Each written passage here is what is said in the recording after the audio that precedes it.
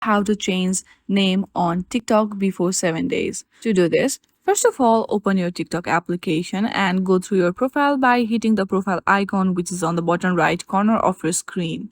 Then select the three lines on the top right corner. Then go through the setting and privacy. From there,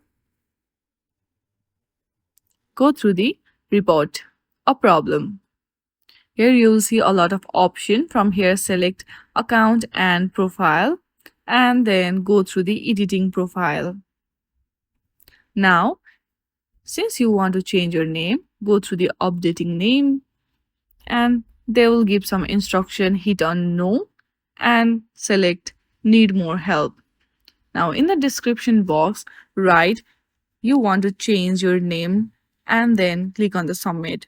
This problem will be solved in next 24 hours. Thank you for watching this video. If you like this video, then please do not forget to like and subscribe to our channel. Thank you for watching.